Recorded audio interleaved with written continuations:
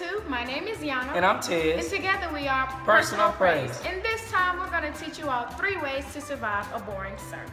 So we've all had this experience in the church where the pastor is just boring. Now, I mean boring. boring. Just boring. Just boring. I mean exhaustingly boring. I mean, can we just get away boring? I'm talking can I just... Okay, we get it. Okay. Well, we all find ourselves nodding off fighting this sleep that is so intent on capturing us. Now, if you visit church and you're not exactly saved, then you don't understand. Now, we go to one of the best churches ever. Whenever we hear our pastor preach, sleep is the last thing on our minds. Right. But we have been to a few churches where, Lord, the spirit was not willing and the flesh was weak. And you know, the message ain't hitting if the deacon board behind the pastor or even the motherboard is falling asleep too. Oh my God. So we've got 3 tips on how to survive those deadly, boring sermons. First, identify what kind of sleeper you are in the church. Are you a nodder?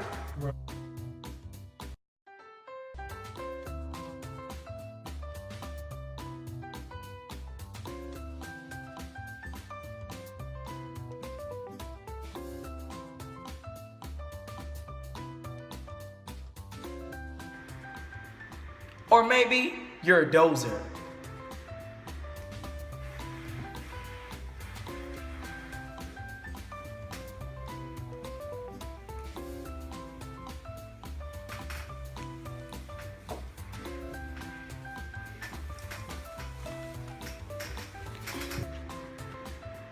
Whatever kind of sleeper you are, decide if you can actually go to sleep inconspicuously. Hey, sleeping in church, period, is wrong. Hey, don't judge. It's the truth. Some people, especially in the deacon board, nod off. I mean, it happens. And please, I know I can only get mad because I fall asleep terribly.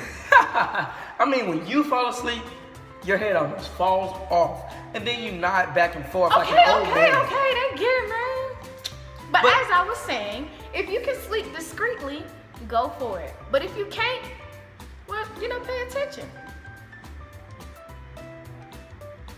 Shut up, man. So the first tip is actually to listen to every time the pastor says something ridiculous. Now pastors can bring the spirit with the hooping and the hollering. Yep. But sometimes, especially in a sleepy state, it gets hilarious.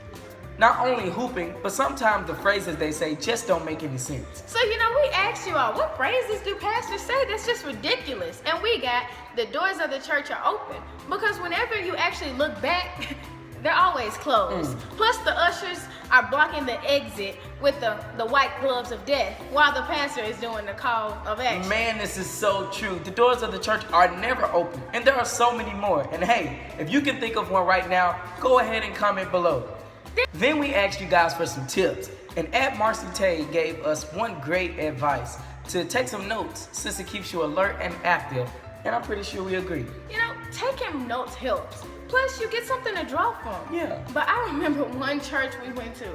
I attempted to take notes, but I soon realized nothing the pastor was saying made sense. It was going along the lines of, and God doesn't want you living to be living. Your living is in vain. And God said Jesus to walk on water, and Peter did. And he told Joseph to have Mary's baby, and the Holy Spirit had Jesus. What? Hold on, It wasn't much to draw. Another person said to support the pastor with your amens, and we agree. As a child, it's rather weird for us, and it's rather weird to comment on what the pastor is saying. But listen to the one who is always amening the pastor the most, probably falling asleep too. Okay, at Michael Hunt said he just gets on his phone or just daydream. And yeah, that sounds like a great idea till the usher looks at you with the white glove of death and goes, "No, getting on your phone is disrespectful. Sneak to the bathroom and do it there." Well, moving on, at Forever Tay said to just walk out. Wait, what? Yep, just walk out while he's up there preaching. And I think that this is very wrong. And do you agree? I do. Sometimes you gotta walk out, just to walk, jolt yourself awake, or to save yourself from death. So I think those were way more than 3 ways to advise against falling asleep during a sermon. But you know, I really couldn't give you guys many because I fall asleep at the drop of a hat. I mean, so if a sermon is boring, I'm more of a sorry, got a blast, or I'm knocked out on the pew kind of girl.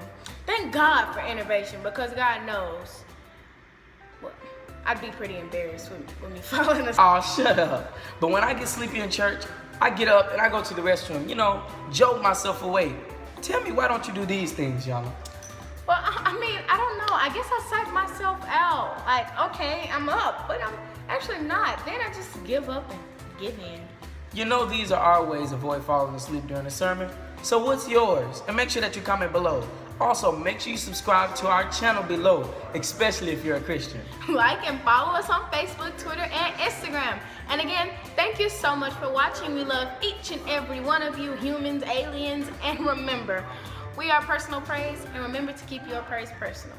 Especially as a Christian. Bye!